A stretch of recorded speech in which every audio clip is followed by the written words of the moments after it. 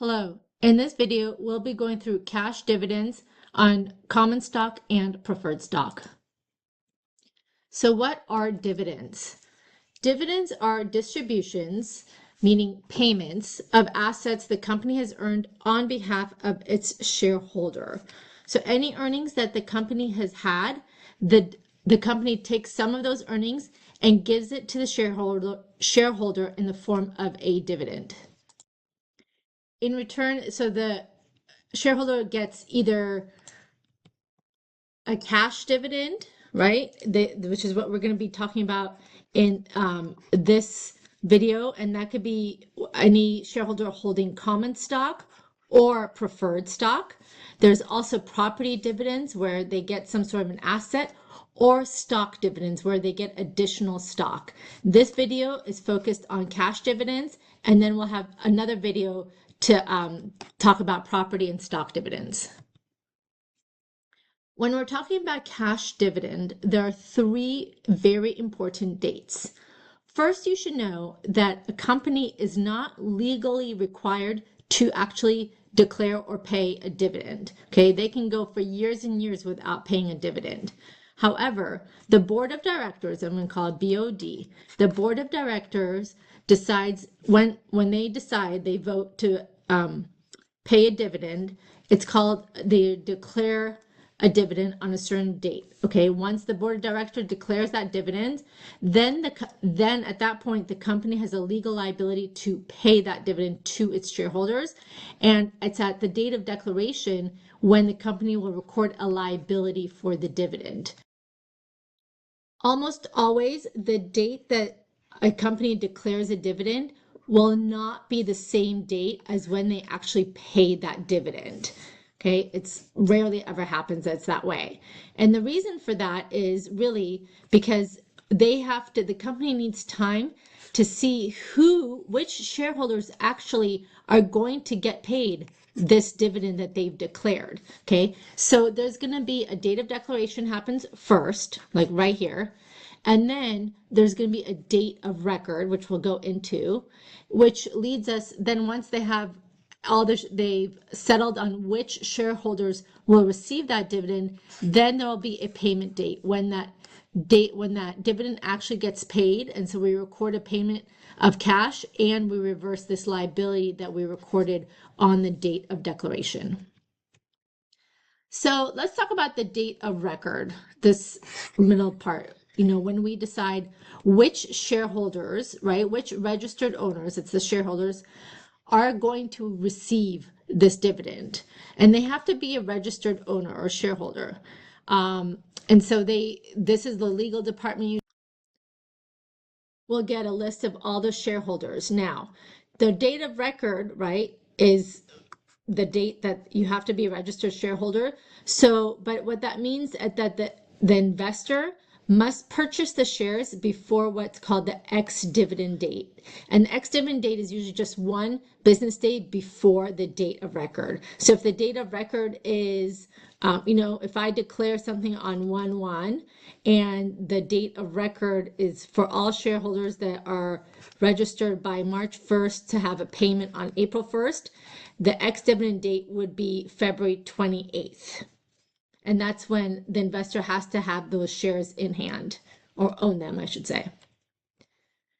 Okay, let's go through an example. On June 1, the board of directors of Kraft Industries declares a cash dividend, okay, so that's very important, cash, of $2 per share on its 100 million shares, payable to shareholders of record on June 15th to be paid July 1. So when we say $2 per share, it means for every share that you own, you will get a $2 dividend. So what happens? Let's look at this. On June 1st is the declaration date. Okay, the board of directors has decided that they're going to pay this dividend, and so they declare it, and now the company has a liability to declare it. Here's what we do. We are going to debit our retained earnings and credit cash dividends payable. So we record this liability. We have 100 million shares, and we're going to pay $2 per share, so it's a $200 million liability. Let's talk about this debit to retained earnings. Why are we debiting retained earnings? When we have a debit balance to retained earnings, it means the retained earnings are going down. Remember, a dividend is a payment of, it's a distribution of the assets or the earnings of the company, okay, back to its shareholders. So where we keep the accumulation of all of our earnings from the beginning of inception for the company is in our retained earnings account. Let's quickly look at our roll forward for how we calculate our retained earnings. We have our our beginning retained earnings, our current year net income, right? Whatever we've earned goes into our retained earnings balance. And then if we declare dividends, we're going to we're going to reduce our retained earnings, and then we have our ending balance of our retained earnings. So you can see that, and we do this each year. So each year we increase our retained earnings by the net income, which would be a credit balance to the retained earnings, and then we will distribute some of those earnings to our shareholders. So we have to reduce our retained earnings, and that's where you see this debit comes in.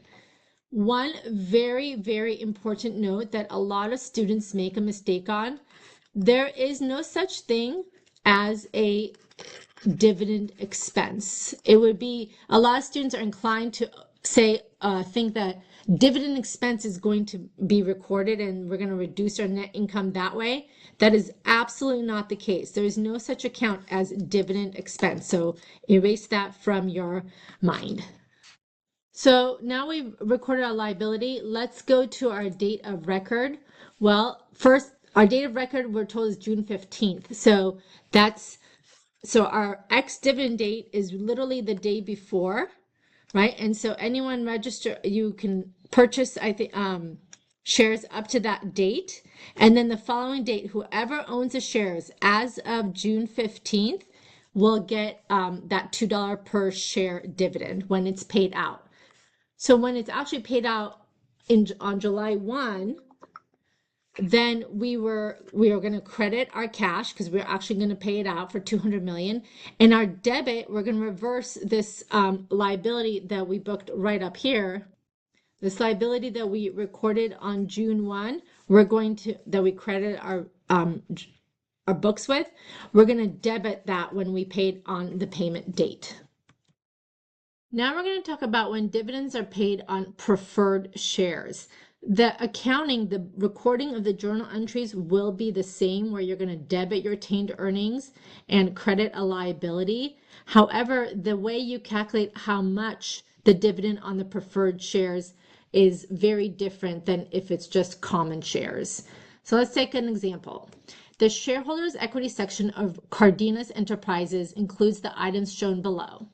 The board of directors declared a cash dividend of $360,000, $500,000, and $700,000 in its first 3 years of operations, 2026, 27, and 2028, respectively. There's a note here: the preferred shareholders are entitled to dividends of $480,000. So the way we calculate that, so here's a snapshot of the equity section. We have common stock, paid in capital, excess of par for the common stock, and then we have preferred stock, and see here it says 8%, and then we have the paid in capital for the preferred stock. So if the problem did not tell us how much the dividends are to the preferred shareholders, we would have enough information to calculate it just by looking at the snapshot, because you're going to take the value of the preferred shares at par value, that's very important, multiplied by 8%. You are not going to include the paid in capital amount with your 8%. It's just based on the par value. Okay, so let's just see what this question asks. The amount of dividends to be paid to preferred and common shareholders in each of the 3 years, assuming the preferred stock is cumulative and non-participating. So when we spoke about classes of shares in a different video, preferred shareholders have a priority in the payment of dividends over the common shareholders. So they get paid first before the common shareholders. There's lots of different features that preferred stock can have. And one of those is that their dividends are cumulative. So if they don't get paid, if they don't get paid their dividends in year one, then the company still owes them that dividend every single year, whether they pay it or not. And non-participating just means that that preferred shareholder does not get additional dividends above and beyond what their preferred shares get. Like they will only get this $480,000 per year. They don't get in addition to that. Participating preferred shares do. So that's the difference there. But let's go through this example. We're told that then 2026, our total dividend is $360,000. So how do you allocate that between preferred shareholders and common shareholders? Well, we know that the preferred shareholder gets $480,000 per year, okay? And this is cumulative. They get that every single year. And if they don't get enough in one year, then they get this the amount that they were due the following year. So in the first year, there's only $360,000. So that entire amount goes to the preferred shareholders, okay? But they're actually owed $480,000. So they actually have almost like an IOU of $120,000. They so it's called dividend in arrears, and they are going to receive $120,000 for 2026. They're still owed that amount. Let's go to the next year, 2027. We're told the total dividend payment is $500,000. You would not say, oh, preferred gets $480,000 and common gets the rest of it, because this is a cumulative preferred share. Okay, that means that they get their dividends in arrears. Whatever wasn't paid for in the year before, they get it that when the cash is actually paid, no matter how many years it is from that 1 year. So the preferred shareholder gets $500,000. And so what happens is that either, let's look at this A, this little A right here. The total dividend payment is $500,000. However, first, the preferred shareholders are still due $120,000 of share of cash payment from their 2026 dividend. Okay, so of the $500,000, we're going to allocate $120,000 to the remaining 2026, which leaves us with $380,000 left. Now, the total amount that the preferred shareholder gets every year is $480,000, right? And now we have $380,000 remaining of this $500,000 dividend. So we're going to also apply that to the preferred shareholder. And we're still short $100,000. So our dividend in arrears is going to be $100,000. Notice so far the common shareholders has not gotten any dividend at all. And then finally in 2028, they had a $700,000 dividend. So how does that dividend get allocated? Let's look at this $580,000, and that is going to be from the 700, right? The 700 minus, we're owed 100 from 2027, which leaves us with the $600,000 payment left, right, to allocate between preferred and common. However, this $100,000 is just to make up for the shortfall in 2027. So of the $600,000, now in 2028, the preferred shareholders get another $480,000.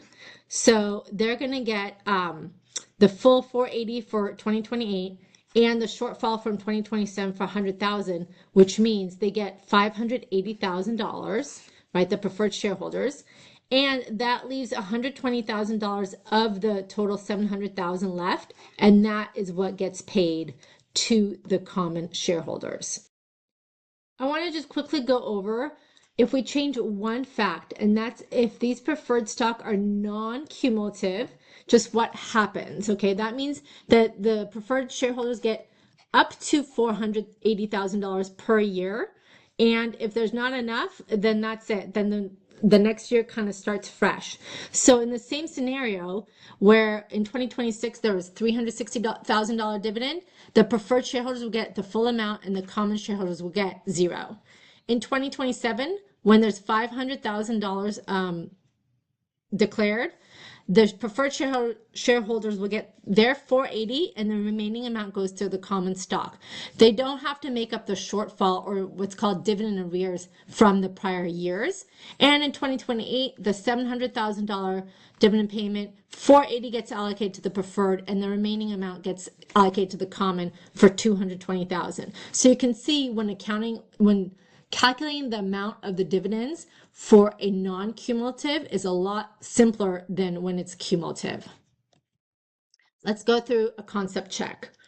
The shareholders' equity of FSU Industries includes $200,000 of $1 par common stock and $400,000 par value of 6% cumulative preferred stock.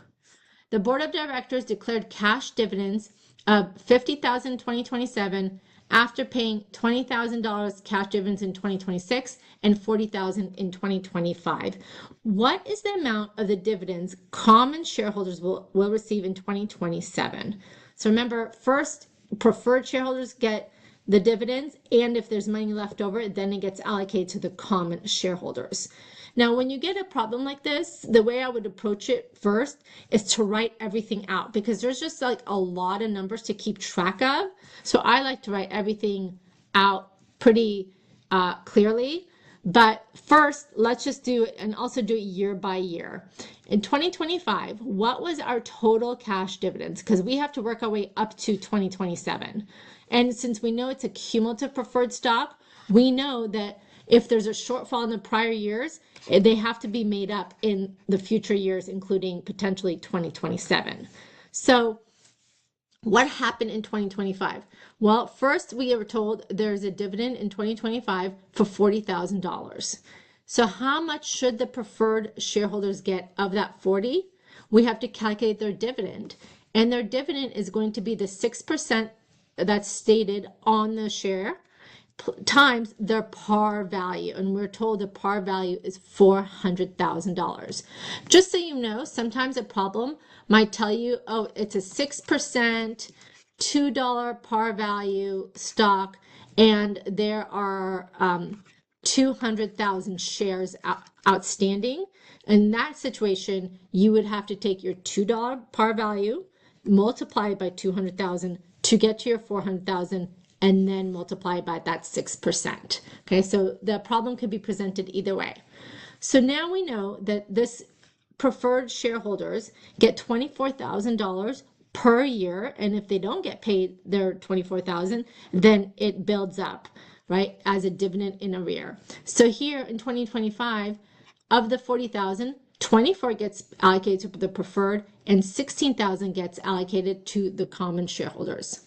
Let's move on. What happened in 2026? So in 2026, we're told the total dividend payment is $20,000. Okay, and now we have a shortfall because the preferred shareholders should get $24,000 each year, but the dividend is only $20,000. So the preferred shareholders are going to get that full $20,000. The common shareholders get zero that year, but the shareholders still have a dividend in arrears. They're still owed $4,000 in the future when there's money to pay out. Let's go on to 2027. The total dividend was $50,000. Okay, and now the preferred shareholders for 2027, they're going to get their $24,000 plus the $24,000 allocated, that they get from 2027. Plus the shortfall from 2026 of that $4,000 dividend in arrears. So they're going to get $28,000 in 2027. And then the remaining dividend is $22,000. The $50,000 minus 28, we have $22,000 remaining. They're going to be paid to the common shareholders in 2027. So when the question asks, what is the amount of dividends common shareholders will receive in 2027, the answer is going to be $22,000. Be careful, you always read the question. The question can also say, In total for the 3 years, how much do the common shareholders get paid, right? So in that situation, you have to add the 16,000 plus the 22,000, right? So it's just, you have to read the question, be careful as to what it's asking, because there's a lot of different things they could ask for just from this one problem. But the answer in this situation is B, 22,000.